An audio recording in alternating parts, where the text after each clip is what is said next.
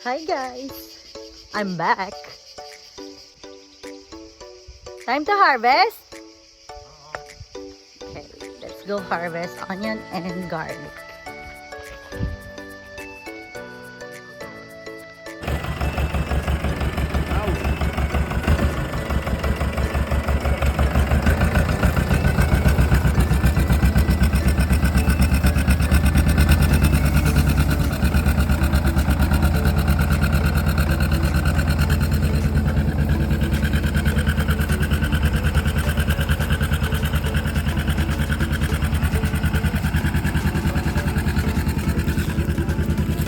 With all the garlic, guys.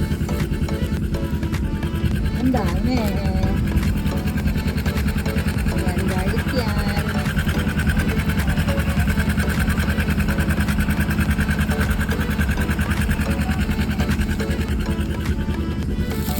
Ayan, ang ating garlic. Ayun.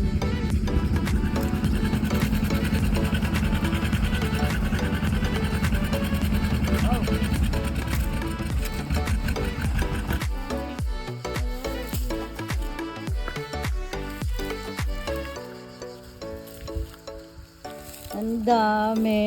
Hindi na kami bibili.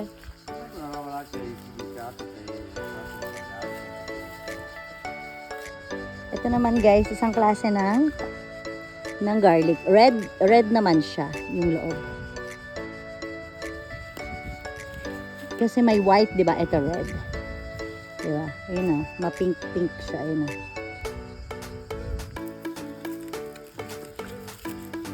So, ayan guys, ang gagawin namin sa garlic, para hindi siya langkal. Tama ba yung word? Hindi siya masyado langkal. Igaganto namin siya. Ano ba tawag dito? Wait, titirintas. Yan, titirintas namin. Tsaka natin isasabit para matuyo.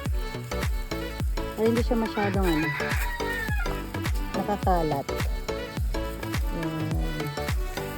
Ganito ang galing naman ni Jack.